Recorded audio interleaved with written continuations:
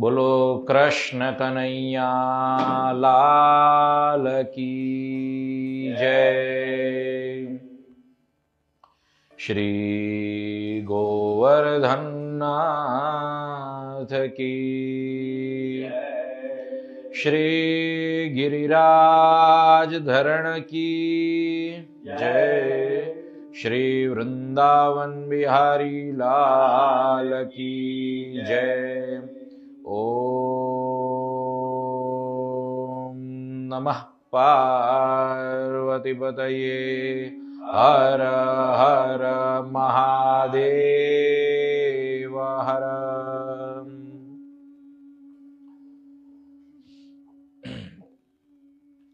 जन्माद्यस्य यतोऽन्वयादितरत श्चार्थेष्वभिघ्नस्वराट् तेने ब्रह्महृदाय आदिकवये मुह्यन्ति यत्सूरयः। तेजो वारिमृदां यथा विनिमयो यत्र त्रिसर्गो मृषा धाम्ना स्वेन सदा निरस्तकुहकं सत्यं परं धीमहि। धर्मः प्रोच्चितकैतवोऽत्र परमो निर्मत्सराणां सतां वेद्यं वास्तवमत्र वस्तु शिवदं तापत्रयोन्मूलनम्। श्रीमद्भागवते महामुनिकृते किं वा परैरीश्वरः सद्यो हृद्यवरुध्यतेऽत्र कृतिभिः शुश्रूषुभिः तत्क्षणात्। नारायणं नमस्कृत्य नरं चैव नरोत्तमं देवीं सरस्वतीं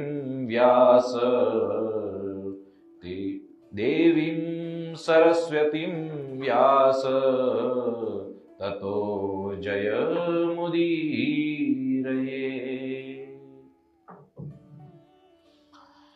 सच्चिदानन्दरूपाय विश्वोत्पत्त्यादिहेतवे तापत्रय विनाशाय श्रीकृष्णाय वयं नुमः। अज्ञानतिमिरान्धस्य ज्ञानाञ्जनशलाकया चक्षुरुन्मीलितं येन तस्मै श्रीगुरवे नमः।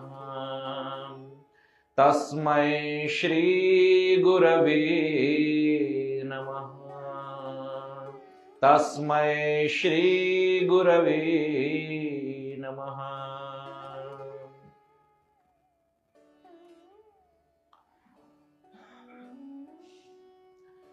करारविन्देन पदारविन्दम्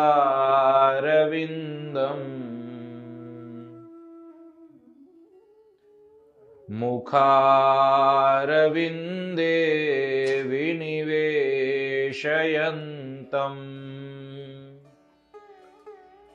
वटस्य पत्रस्य पुटे शयानम् बालं मुकुन्दं मनसा स्मरामि। हे कृष्ण राधा वर गोकुलेश गोपाल गोवर्धन नाथ विष्णु जिहवे पिबा स्वामृतमेतदेव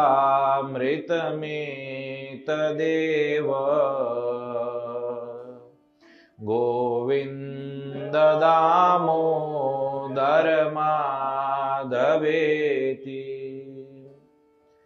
हे कृष्ण यादव हे सखेति गोपाल गोवर्धन नाथ विष्णु जिहवे पिबा स्वामृतमेतदेव गोविन्द दामोदर माधवेति। तो आज की कथा में गति हो इसलिए प्रारंभ संकीर्तन से करते हैं, उसके पश्चात कथा प्रारंभ। श्रीमन्नारायण नारायण नारायण श्रीमन्नारायण नारायण नारायण भजमन्नारायण नारायण नारायण भजमन्नारायण नारायण नारायण श्रीमन्नारायण नारायण नारायण श्रीमन्नारायण नारायण नारायण लक्ष्मी नारायण नारायण नारायण लक्ष्मी नारायण नारायण नारायण श्रीमन्नारायण नारायण नारायण श्रीमन्नारायण नारायण नारायण सूर्य नारायण नारायण नारायण सूर्य नारायण नारायण नारायण सूर्य नारायण नारायण नारायण सूर्य नारायण नारायण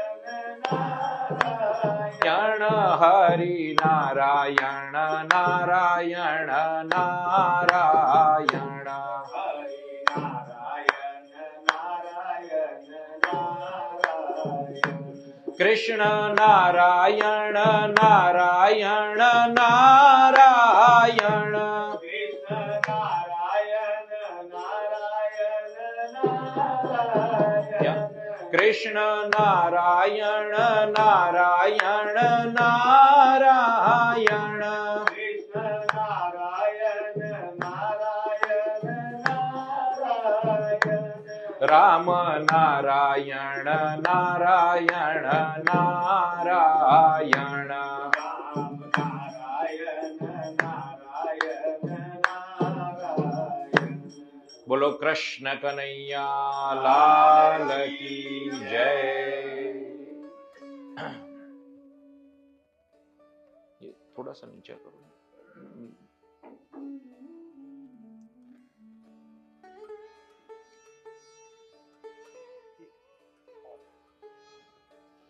हाँ बराबर बराबर बराबर बराबर।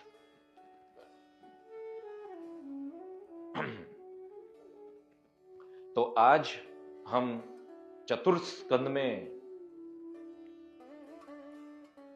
जिन महान भागवत भक्त ध्रुव जी का वर्णन किया गया है उनके विषय में कथा सत्संग करेंगे।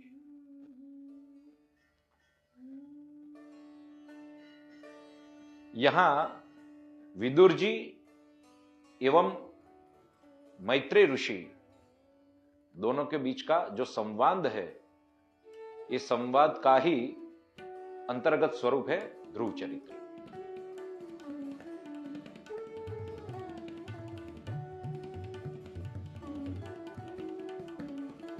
एकादश स्कंध में एवं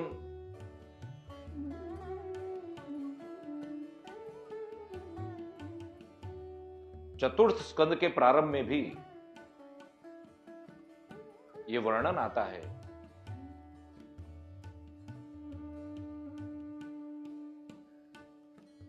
भगवान उद्धव जी को आज्ञा करते हैं कि ये जो मेरा ज्ञान है यही ज्ञान का उपयोग कर, इसी ज्ञान को धारण कर आप बद्रिक आश्रम में जाओ। जब वो ज्ञान प्रदान करते हैं तब मैत्रेय ऋषि भी वहां उपस्थित होते हैं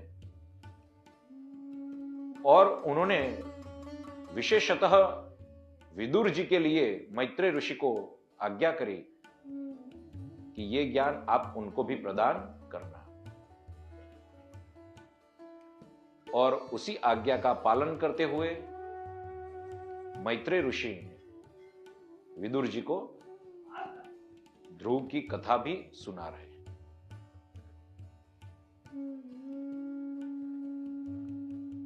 स्वयंभू मनु,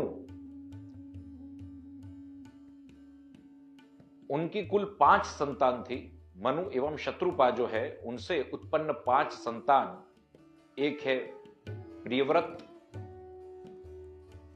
दूसरे हैं उत्तानपाद। ये दोनों पुत्र धर्म की रक्षार्थ, पृथ्वी पालन की रक्षार्थ, ये सब उनका कर्तव्य था, तो वो कर्तव्य का निर्वाह करते थे।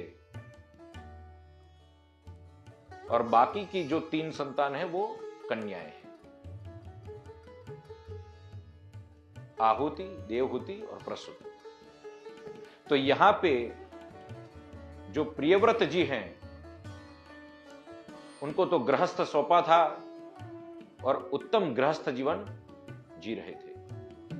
अब बात आती है उत्तानपाद की। अब ये उत्तानपाद जो नाम है वो अपने नाम में ही बहुत कुछ कह जाता है। हरेक जीव की स्थिति, मनुष्य की स्थिति मां के उदर में, मां के गर्भ में यही रहती है। उल्टा सिर, पैर ऊपर सिर नीचे।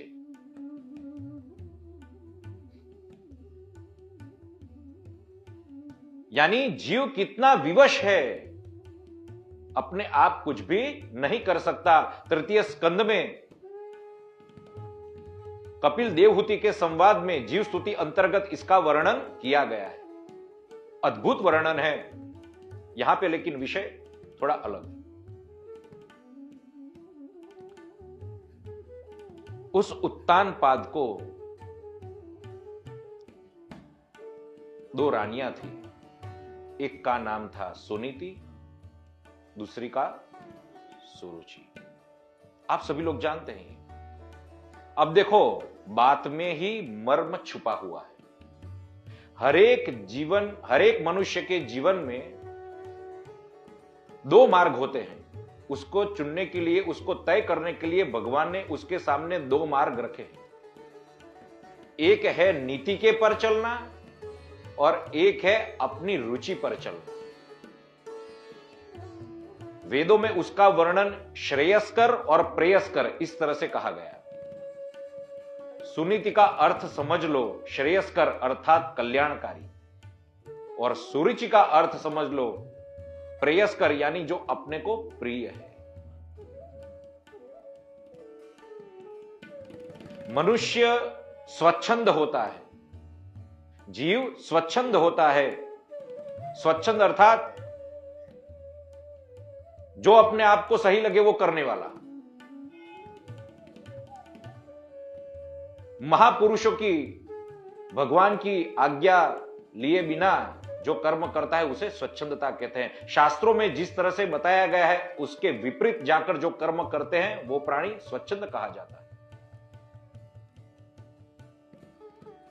और जो शास्त्र विहित है, शास्त्र में जो बताया गया है, उस मार्ग पे अगर आप चलोगे तो वही शास्त्र आपका पथ प्रदर्शक बनकर आपके जीवन को उन्नत करेगा, आपका कल्याण करेगा। यही है श्रेयस्कर मार्ग।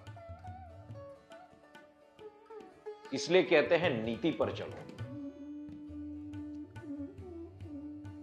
जिस तरह से हम मनुष्य को हम अपनी रुचि अनुसार चलते हैं, उसी तरह उत्तानपाद ने भी किया। उत्तानपाद को सुरुचि प्रिय थी, सुनीति इतनी प्रिय नहीं थी। सुरुचि का जो पुत्र था उसका नाम था उत्तम, और सुनीति का जो पुत्र था उसका नाम था ध्रुव। ध्रुव को संस्कृत भाषा की दृष्टि से देखा जाए तो उसका अर्थ होता है निश्चय, निश्चल, अटल। नाम जैसा ही गुण। एक बार पिताजी की गोद में उत्तम खेल रहा था, और जैसे बच्चों की जो भावनाएं होती है, उसी भावनाओं की परवश होकर वो ध्रुव दौड़ता हुआ सा राजा उत्तानपाद के गोद में जाकर बैठने लगा। तब ही वो सुरुचि ने जोर से कहा, व्यंग वचन कहा, अरे ए बालक, तो किसकी गोद में जाकर बैठा है? जिनकी गोद में जाकर तुझे खेलना है, उनके लिए तो तुझे मेरी कुख में जन्म लेना पड़ेगा, मेरी कुख से जन्म लेना पड़ेगा। तो जिस राज्य सिंहासन की अपेक्षा करता है वो ऐसे प्राप्त नहीं होता। अब देखो, वो बेचारा खेलने जा रहा है, लेकिन दृष्टि कैसी है? आपका बच्चा कैसा होगा वो माता पिता पर पूर्ण रीति से निर्भर करता है। आप क्या देते हो? कैसे व्यंग वचन कहे?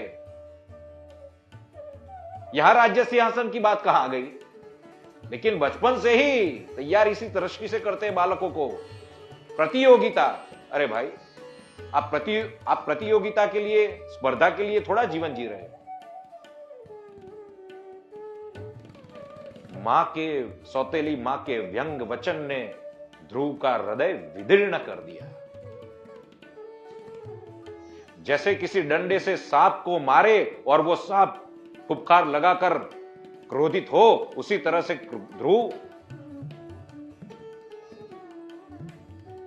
ऊंडी ऊंडी सांसें लेकर रोते रोते अपनी मां की गोद में जाकर बैठ गया। मां को जब दासी के द्वारा जब ज्ञात हुआ, तब मां अति क्रोधित हुई, उद्विग्न हुई, लेकिन फिर शांत रह गई। रोने लगी, ध्रुव को कहने लगी, बेटा ये बात सत्य है, तुम्हारे पिताश्री को मैं इतनी प्रिय नहीं हूं। तेरा दुर्भाग्य समझ या सद्भाग्य समझ, ये जो घटना तेरे जीवन में जो हुई है, ये तेरे जीवन में क्रांति लाएगी, तेरा कल्याण करेगी। ध्रुव ने रोते रोते कहा, मैंने कुछ नहीं किया था, मुझे तो केवल प्रेम चाहिए था। फिर भी मैंने क्या बिगाड़ा था? मैंने भाई का कुछ नहीं बिगाड़ा था मैया।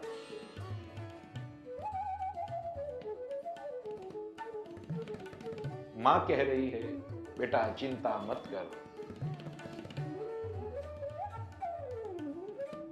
मां मंगलम तात परेषु मंस्था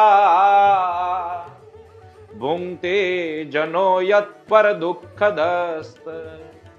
बेटा पुत्र, तू उनका अपराध मत देख, उनके दोष मत देख। जो दूसरों को दुख देता है, वही दुख का फल उसे ही भुगतना पड़ता है। इसलिए उनमें अपराध दृष्टि, दोष दृष्टि न कर।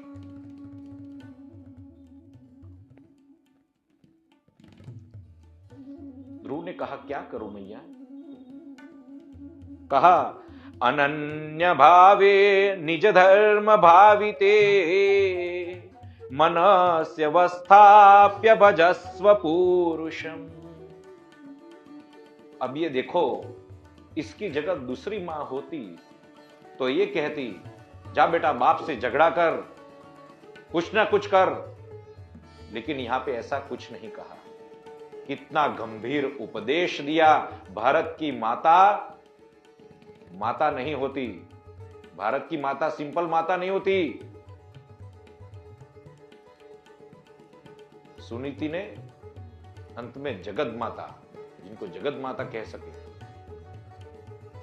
इतना श्रेष्ठ कर्तव्य का निर्वाह किया इतनी श्रेष्ठ रीति से। कहा, जो मुमुक्ष लोग, यानी जिनको मोक्ष चाहिए, ऐसे लोग भगवान के चरण कमल को खोजते हुए अनेक प्रकार की तपश्चर्या करते हैं, उनको खोजते हैं, तो आप ऐसे परमेश्वर की शरण में जाओ। निज धर्म भाविते, यहां शब्द प्रयुक्त किया, निज धर्म। निज धर्म का अर्थ क्या? स्वधर्म तो छोटे बालक का स्वधर्म क्या होगा, लेकिन यहां वो बात नहीं कही। यहां तो बात कही गई भक्ति योग। आप भक्ति से प्रसन्न करो और भक्ति से जो चाहिए वो प्राप्त करो। मनस्य वस्थाप्य भजस्व पुरुषम, भक्ति योग से भगवान को प्रसन्न कर। जो ये मन शुद्ध हुआ है, उस शुद्ध मन में भगवान को स्थापित करो और फिर उस परम पुरुष को भजो। आगे कहते हैं, नान्यम ततः पद्म पलाशलोचना दुःखच्छिदं ते मृगयामि कंचन। यो मृग्यते हस्तगृहीत पद्मया श्रियेत श्रियेत रैरंग विमृग्यमाणया। कहा कि भगवान के जो नेत्र हैं वो क्या है? कमल नयन, कमल नेत्र। कमल नयन क्यों कहा भगवान को? एक अर्थ ये भी है, कमल कैसा होता है? जल कमलवत, यानी उसकी पंखड़ियों के ऊपर से जल गिर जाता है, फिर भी उसकी पंखड़ियों जो रहती है, उसकी जो पंखुड़ रहती है, वो भीजती नहीं है। भीगती नहीं होने के कारण जो जल का गुण है, वो गुण उस कमल पत्र को लागू नहीं होता। उसी प्रकार से भगवान जो उनकी शरण में चला गया है, उनको कौन सी दृष्टि से देखते हैं? दोष दृष्टि रहित, दोष दृष्टि रहित। उसने ये कर्म किया, उसने ये कर्म किया, उस दृष्टि से नहीं देखते। मेरी शरण में आ गया है ना, अब मेरा निर्णय, मुझे क्या करना है वो मैं जानूं, चाहे कितने भी पाप हो, कितने भी पुण्य हो।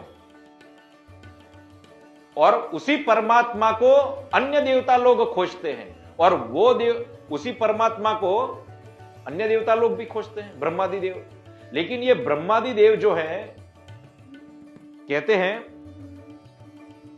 उनको भी लक्ष्मी की कामना है।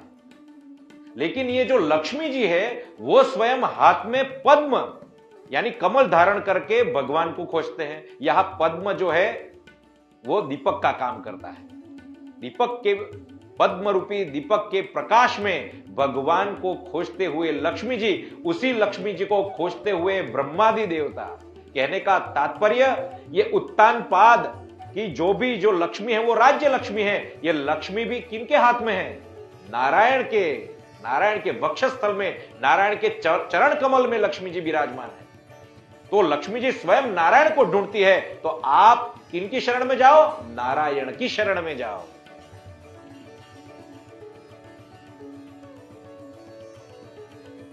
और फिर आगे कहते हैं, अब देखो, कोई भी बच्चा जब हठ करता है ना, तो उसको मां कैसे समझाती है? सबसे पहले अपने पूर्वजों का दृष्टांत लेना चाहिए कि देख, तेरे कुल में ऐसे ऐसे लोग हुए। इसी तरह से यहां ध्रुव को समझाती है मां सुनीति।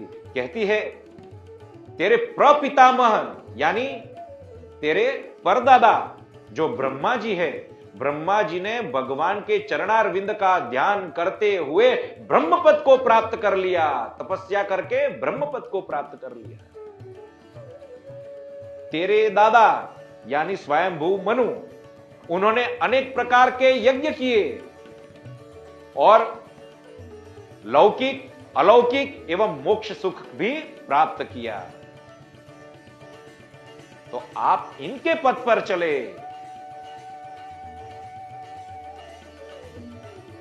ये भगवान ने बहुत कल्याण करने के लिए तुम्हारे साथ ये किया। बेटा ध्रुव, उसको सकारात्मक दृष्टि से देखो। आज कितनी ऐसी मां है, एक छोटी छोटी सी बातों में झगड़ा हो जाता है। अपने बच्चे को कोई टोकना चाहता नहीं है, कारण पुत्र मोह, अहंकार। थोड़े से पैसे आपके पास आ गए और स्कूटी, बाइक सब दे देते हैं और एक्सीडेंट हो जाता है।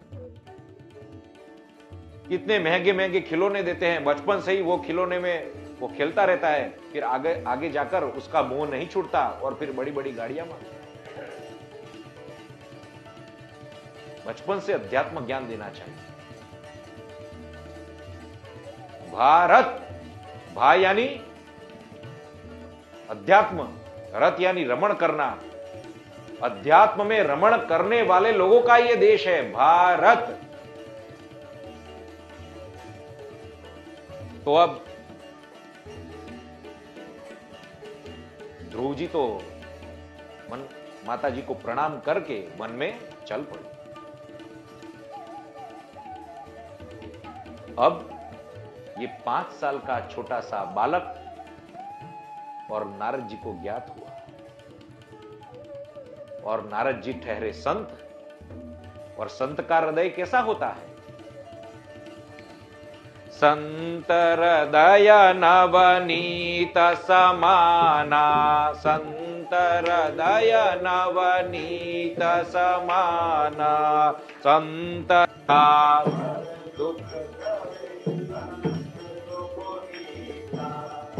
तो संत हृदय कैसा होता है? दूसरों का दुख देखकर उनका हृदय पिघल जाता है। इतनी छोटी आयु में मान भंग सहन नहीं कर सकता ये बालक, और देखो वन में चल पड़ा। ध्रुव जी के सामने प्रकट हुए हैं, कह रहे हैं कि हे बालक, तू कहां जा रहा है? ध्रुव जी ने वंदन किया, प्रणाम किया, साष्टांग दंडवत प्रणाम किया। तब ध्रुव जी के लक्षण देख नारद जी ने अपने पाप नाशक कर कमल उनके मस्तिष्क पर पधराए।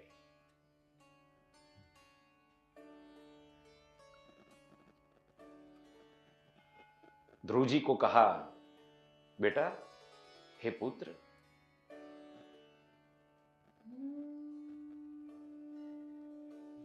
कहा कि देखो ये मार्ग बहुत दुर्लभ है, आपकी आयु बहुत छोटी है, आप जिस हट पर अड़े हो ये सही नहीं है।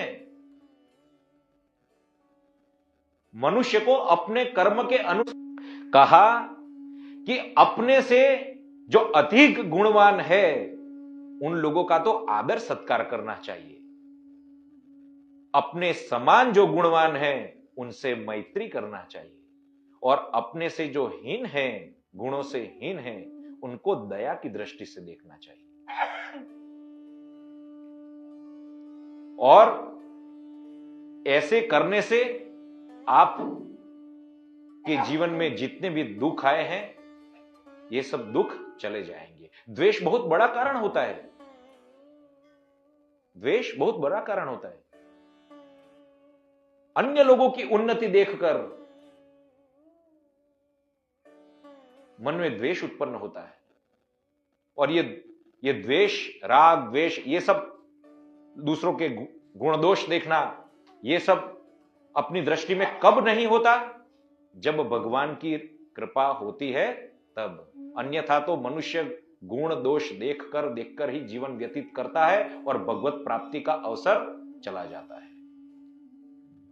तो ये गुण दोष के लिए रामचरितमानस में बहुत अच्छी चौपाई है। कहते हैं, हरि माया कृत दोष गुण, बिनु हरि भजन न जाहि। हरि माया कृत दोष गुण, बिनु न जाई। भजिय राम तजी काम सब, भजिय रहना चाहिए हृदय में नारायण कृष्ण बस जाना चाहिए, तो गुण दोष नहीं दिखेंगे। लेकिन ऐसा होता नहीं जब तक प्रभु की कृपा नहीं होती। और फिर ऐसे तब नारद जी ने देख लिया ये सामान्य बालक नहीं है और ये तो प्रभु की ही माया है, प्रभु की ही कृपा है, तब जाकर ये यहां आकर पहुंचा है।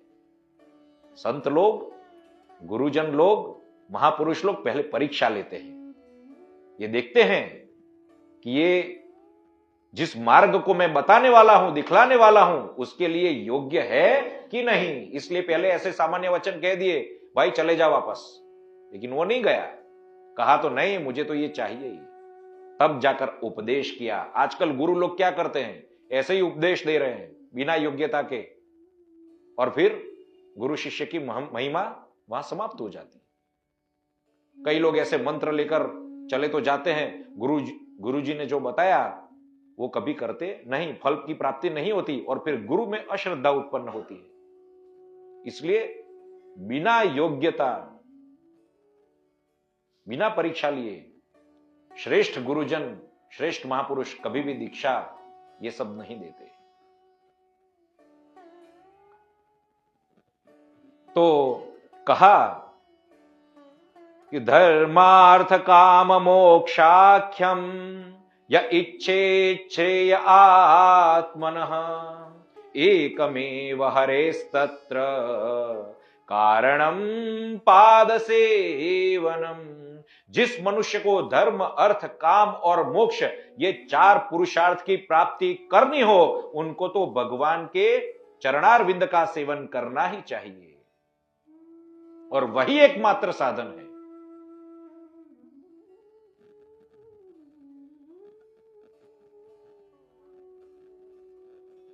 और फिर कहा कि यहां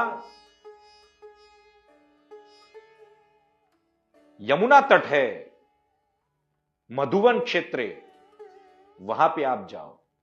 क्यों वहीं बताया? तो कहा मथुराय। ध्रुव जी ने मंत्र दीक्षा धारण कर नारद जी को प्रणाम करते हुए, साष्टांग दंडवत प्रणाम करते हुए, उनकी परिक्रमा करते हुए वन में चले गए। अब सुनने लायक है, बड़े गंभीर से। एक 5 वर्ष की आयु का बालक सभी मर्यादाओं का उत्क्रमण कर देता है, लांघ देता है। पहले महीना हर 3-3 दिन के अंतराल पर केवल कैथ एवं बैर के फल का भोजन, केवल और केवल बैर, वही आरोग्य हर 3 दिन पर, ऐसा 1 महीना किया। फिर दूसरा महीना हर 6 दिन पर केवल सूखे घास और पत्ते खाता था, सूखे घास और पत्ते। हर तीसरे माह पर, और तीसरे माह कैसा गुजारा किया, हर 9 दिन पर केवल जलाहार, और चौथा माह हर 12वें दिन पर वायु का भक्षण। 12 दिनों तक कुछ भी नहीं और 12वें दिन केवल वायु का भक्षण।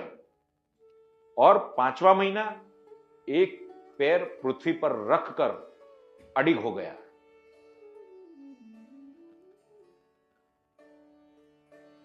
और 6ठा माह में ये जो पूरी समष्टि है, ये समष्टि को जो प्राण, ये जो समष्टि के जो प्राण है, उसी प्राणों को अवरोध कर लिया उसने। किस दृष्टि से? अपने प्राणों को समष्टि प्राणों में लीन करके, भगवान में लीन करके प्राणों की गति रोक दी, इंद्रियों को अंतर्मुख कर दिया, मन को आत्मा की ओर लगा लिया और वासुदेव में ही अपना चित्त लीन कर दिया। और तब जाकर देवताओं, लोकपाल आदि की सांसें रुकने लगी, घबराने लगे, हरि की शरण में गए। हरि ने कहा, चिंता मत करो, ये तो ध्रुव जी ने अभेद धारणा सिद्ध प्राप्त कर ली है, मेरे में ही अपने चित्त को समाहित कर लिया है संपूर्ण रीति से, प्राणवायु को रोककर, इसके कारण ये सब हुआ है।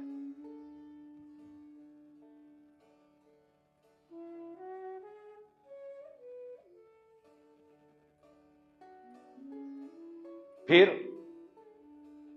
तपश्चर्या भगवान को बहुत प्रिय है। तपो में हृदयम साक्षात, तप तो मेरा साक्षात हृदय है। और इसलिए रामचरितमानस में भी कहते हैं, तप बल रचै प्रपंच विधाता,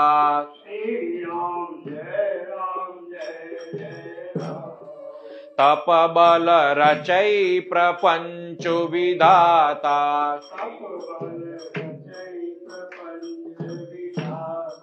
तप बल विष्णु सकल जगत्राता,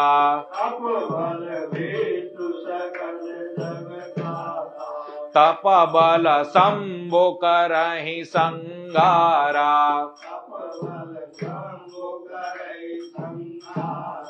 तप बल से सुधरहि मही भारा।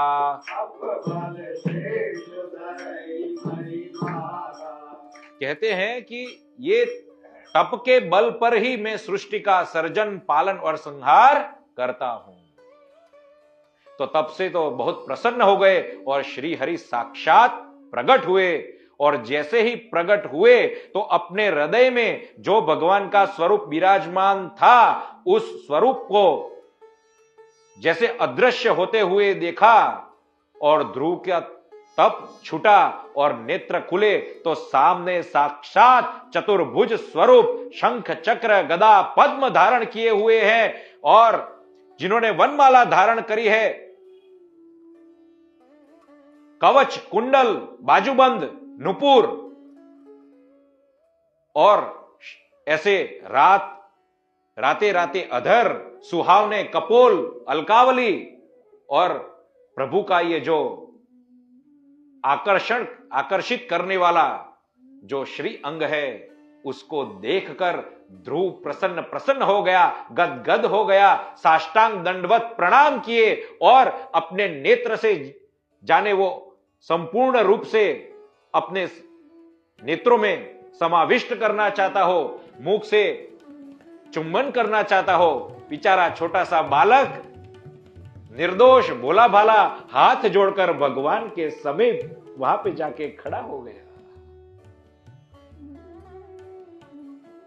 भगवान बहुत प्रसन्न हुए, नेत्रों में अश्रु है। इतने छोटे बालकों को इतना कष्ट। नारायण नारायण।